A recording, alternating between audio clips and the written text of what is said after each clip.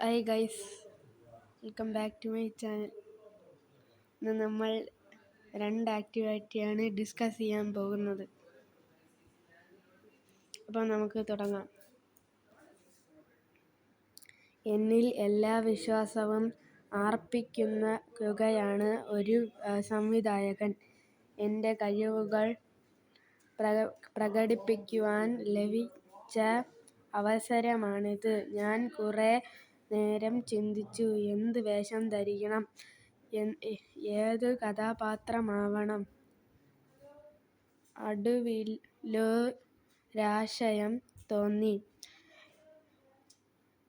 Makeup മുറിയിൽ ചെന്ന് വളരെ അയഞ്ഞ ഒരു പാൻസ് തിരഞ്ഞെടുത്തു. വലിയ ഷൂസ്, തലയിൽ വട്ടത്തൊപ്പി, കയ്യിലൊരു ചൂരൽ മതി.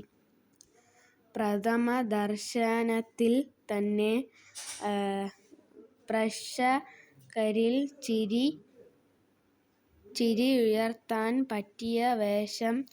മേക്കപ്പ് മാനോട് പറഞ്ഞ് പ്രായക്കൂടുതൽ തോന്നിക്കാൻ മുഖത്ത് ഏതാനും മിനുക്കുപണികൾ, ചെറിയൊരു മീശയും ഫിറ്റ് ചെയ്തപ്പോൾ ഞാൻ ആളാകെ മാറിയതുപോലെ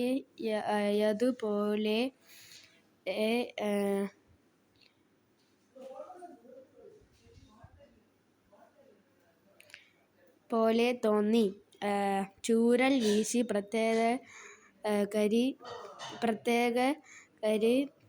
പ്രത്യേകതയിൽ കാലടികൾ പെറുക്കി വെച്ച് സോണറ്റിൻ്റെ മുമ്പിൽ കൂടെ 1-2 തവണ ഓലാതി. അദ്ദേഹം തല പിച്ചു നോക്കുന്നുണ്ടായിരുന്നു.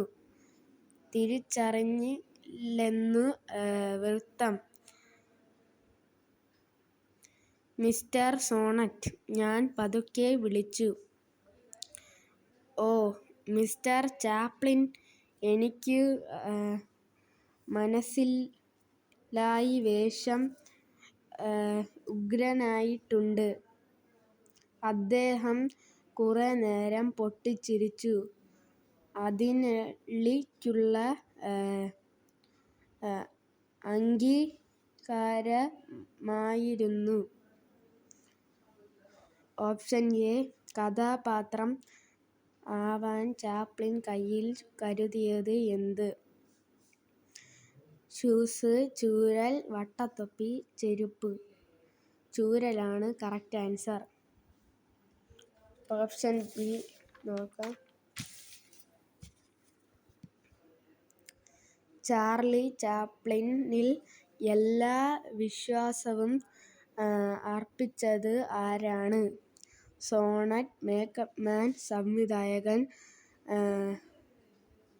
പ്രേക്ഷകൻ.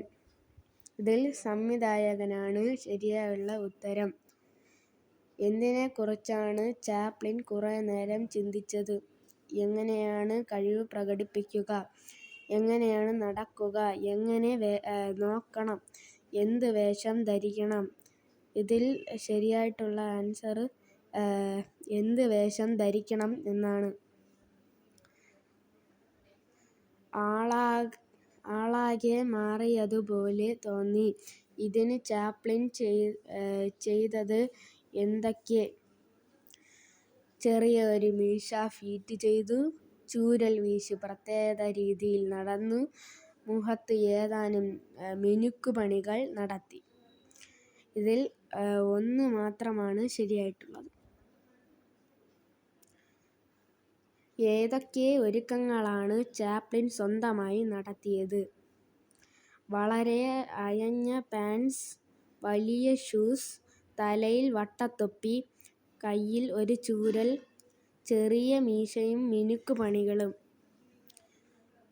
1ഉം 2ഉം ശരി. അതാണ് ഇതിൽ ശരിയായിട്ടുള്ളത്. പിന്നെ രണ്ടാമത്തെ ആക്ടിവിറ്റി എ എന്ന് പറയുന്നത് കഥാപുസ്തകങ്ങളിലും പാഠപുസ്തകങ്ങളിലുമായി ഒത്തിരി നല്ല കഥകൾ നിങ്ങൾ വായിച്ചിരിക്കും. അത്തരത്തിൽ നിങ്ങൾക്കിഷ്ടപ്പെട്ട ഒരു കഥയുടെ വായനാനുഭവം കുറിപ്പായി എഴുതുക. രണ്ടാമത്തെ activity B the fish and A I എന്ന ദൃശ്യവുമായി ബന്ധമില്ലാത്തത്. ഉടമസ്ഥൻ ചില്ലുപാത്രം സൂക്ഷിച്ചിരുന്നത് അടുക്കളയിലാണ്. ചില്ലുപാത്രം പൊട്ടിയെന്ന് ഉടമസ്ഥൻ മനസ്സിലാക്കിയത് ശബ്ദത്തിലൂടെയാണ്. ഇത് രണ്ടും ശരിയാണ്. വെള്ളം വാർന്നു പോകുന്ന ദ്വാരം ഉടമസ്ഥൻ പാത്രം ഉപയോഗിച്ച് അടയ്ക്കുന്നു. ഇതായിരുന്നു ഇതിൻ്റെ ആൻസർ. സി. ഡി.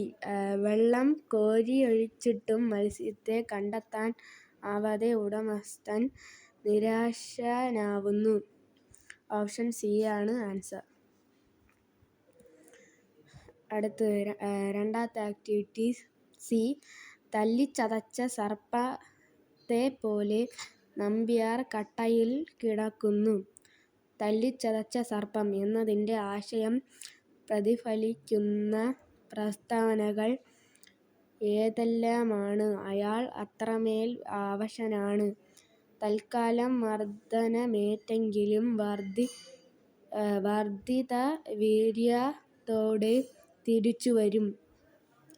തല്ല് കിട്ടിയതെല്ലാം അയാൾ പുഞ്ചിരിയോടെയാണ് നേരിട്ടത്. അയാൾ നിരാശയോടെ കരഞ്ഞു.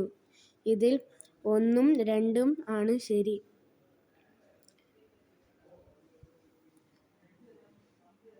അടുത്ത എപ്പിസോഡിൽ വീണ്ടും കാണാം. ഇതിൽ 2 ആക്ട് മാത്രമേ പറയുകയുള്ളൂ.